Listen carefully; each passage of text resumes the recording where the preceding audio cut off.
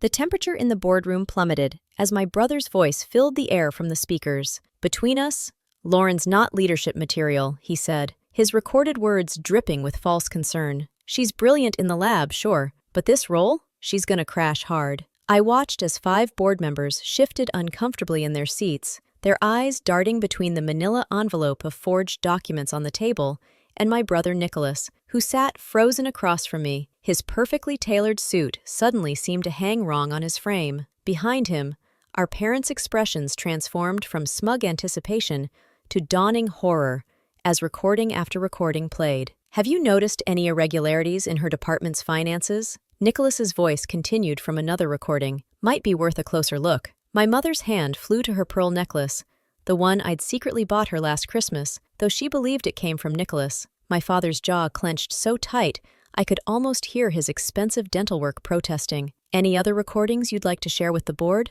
Mr. Chen? I asked quietly, nodding to the board chairman. I think we've heard enough. Miss Parker, he replied, looking directly at Nicholas. More than enough. My name is Lauren. I'm 34 and a biomedical engineer. This is the story of how I revealed myself as the secret owner of the company my family tried to destroy me at. For 18 years, I'd lived in my younger brother's shadow, while I worked 3 jobs to put myself through Georgia Tech on scholarship. Nicholas glided through Stanford on our parents' dime. Nicholas needs support, Mom would say, her voice softening whenever she spoke his name. Then she turned to me with that familiar edge. You've always been so independent, Lauren.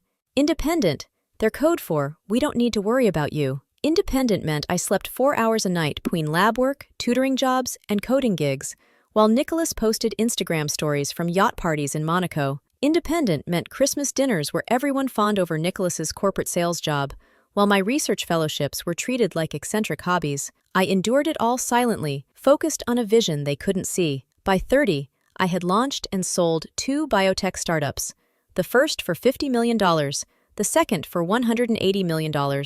Each time I kept my name off press releases, funneled profits through shell companies, and maintained the facade of being just another mid-level executive grinding away at her career. You should talk to Nicholas, Mom suggested last Thanksgiving, pushing cranberry sauce toward me like a peace offering. He can help you get into real business. Dad nodded enthusiastically, patting Nicholas on the shoulder. 29 and already managing teams of 15 people, he boasted. Though Nicholas had never mentioned that number before, I smiled politely and changed the subject. What they didn't know was that I was executing my masterpiece, a stealth acquisition of Everland Dynamics, the cutting-edge biotech firm where I'd been working for just over a year. Using a complex web of trusts and entities, I'd gained controlling interest without anyone realizing the buyer's identity. When the board named me Chief Strategy Officer, they thought they were promoting a loyal employee with promising ideas. They didn't realize they were giving the seat to the new owner. I'd planned to maintain the charade for at least another year,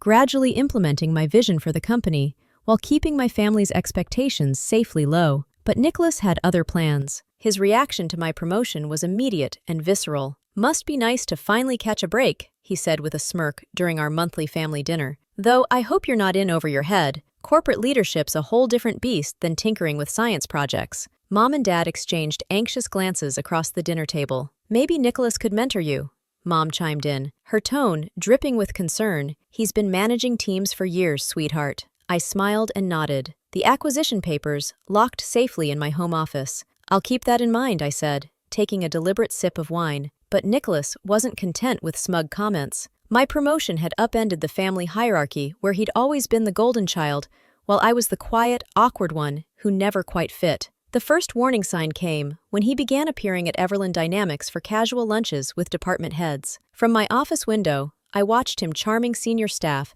feigning concern for his overwhelmed sister, subtly probing for any sign of weakness in my leadership. Then came the anonymous tips to HR, accusations of falsified degrees and inflated credentials, all baseless, all easily disproven, but they sent a clear message. Someone was systematically trying to undermine me. I'm just worried about you, Nicholas said, sweetly when I confronted him over coffee. His eyes, so like our father's, watched me with calculated concern. You know how it is. Tech companies promote women a little too quickly these days. Got to hit those diversity numbers. He stirred his latte with precision. I'd hate to see you crash and burn in front of everyone. I let him keep digging, curious how far he'd go. That answer arrived yesterday morning, delivered in a sealed envelope to the board of directors. Inside was a meticulously prepared dossier filled with forged bank statements, altered emails, and a timeline painting me as a fraud, embezzlement, insider trading, falsified reports. It was a masterclass in malicious fabrication, and the board had called an emergency meeting for Friday morning. Nicholas must have heard through his corporate grapevine, because at dinner last night, he was practically glowing. "The board wants me present tomorrow," he announced grandly, raising his wine glass. "Apparently, there's going to be a big change at the top." Mom and Dad beamed with pride, neither asking why I wasn't invited to this mysterious meeting about my own job.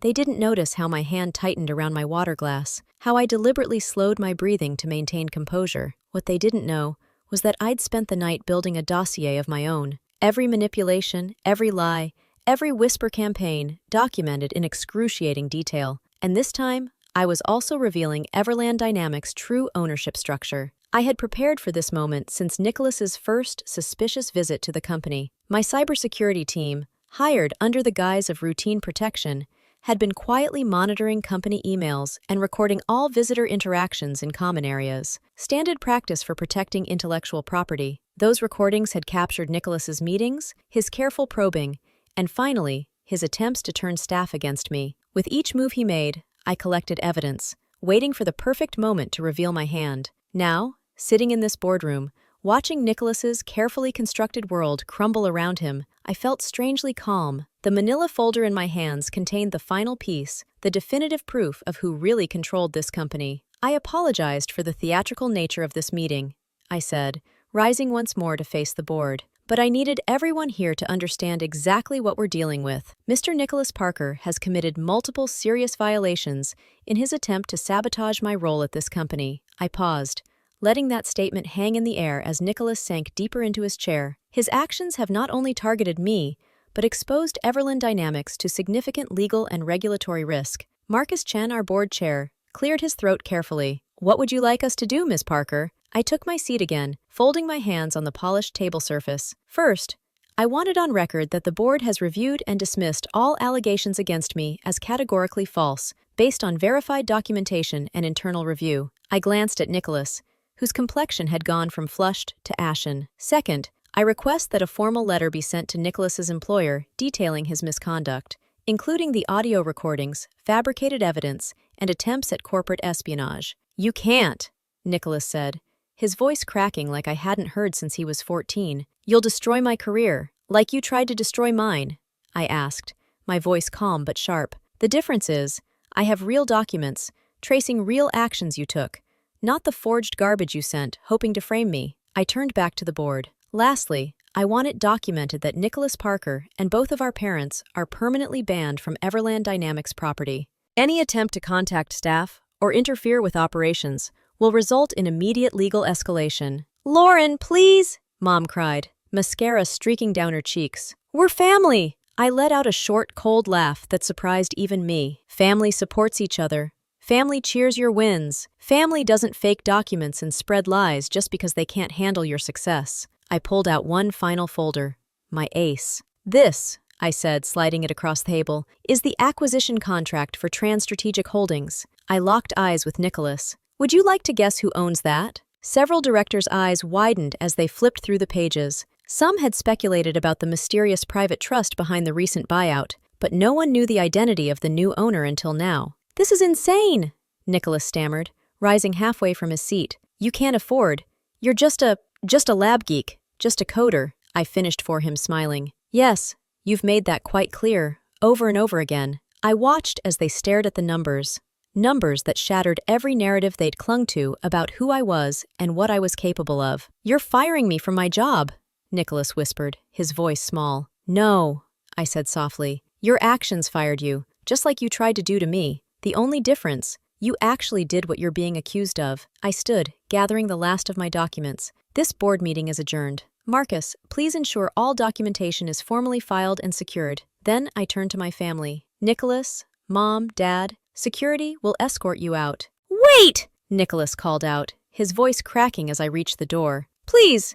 I'm sorry. I was jealous. I couldn't handle that. You were finally doing better than me." His voice shook. "We can fix this, can't we? We're still family." I turned back one last time. "Do you know the difference between us, Nicholas?" He looked up, eyes glossy with unshed tears. "When you thought I was struggling, you pushed me down further. When I succeeded, I kept it quiet to avoid making you feel small." I exhaled slowly. "That's the difference between real success and whatever game you've been playing." The next few weeks transformed everything. Nicholas lost his job. His employer wasted no time. Once they reviewed the evidence of his sabotage, word of my success at Everland Dynamics leaked, and suddenly, the same country club crowd that had fawned over my brother started asking about me. Mom and Dad left teary voicemails. Nicholas sent handwritten apologies. Even his therapist mailed a letter explaining he was doing the work. I archived them all, without replying. 3 months later, I was working late when my assistant buzzed my office. "There's someone here to see you. Says it's personal." It was Nicholas, but not the polished, cocky version I'd grown up with. He looked thinner, older hair, shorter, no flashy watch, no tailored blazer, just a plain button-down and a manila envelope. "I'm not staying," he said quickly, raising a hand. "I just need to say something." He stepped forward, placing the envelope on my desk. "This has everything: passwords, contacts, info I dug up while trying to sabotage you. I'm also sending a letter to the board and my former employer, owning everything. No excuses." I watched him silently. "Why now?" I finally asked. "Because you were right," he said, his voice steady for the first time in months. "I wasn't building anything real. You did, and I hated you for it." He turned to leave, then hesitated at the door. "I'm starting over. Small startup, entry level. No shortcuts this time." He looked at the floor. "I don't expect forgiveness. I just wanted you to know that letting me fail taught me more than our parents ever did by helping me cheat." "Nicholas," I called softly. He turned back, hope flickering in his eyes. "Send me your resume in a year,"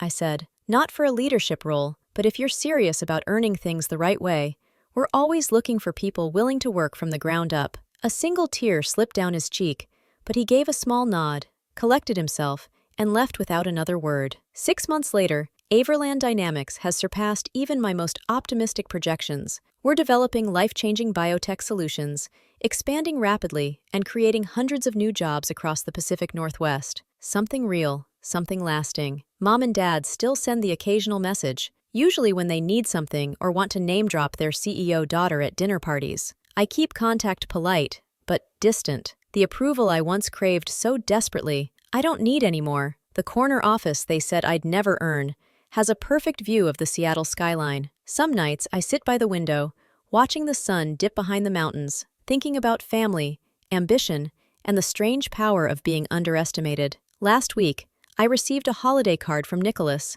No guilt, no request, just a quiet note. "You succeeded not because of us, but despite us." I'm learning to do the same. Maybe that's the real revenge. Quiet, earned, undeniable. Thank you for listening to my story, for seeing me when so many people I loved couldn't. If you've ever been the quiet one, the underestimated one, the one who had to build from the shadows while others took the spotlight, I see you sometimes. Your quiet resilience is your loudest strength. And if you're on your own journey right now, working late nights, being overlooked, underestimated, keep going, keep building. Let your success speak louder than your pain, because if I've learned anything, it's this. Success isn't about proving people wrong. It's about proving to yourself that you were always right to believe.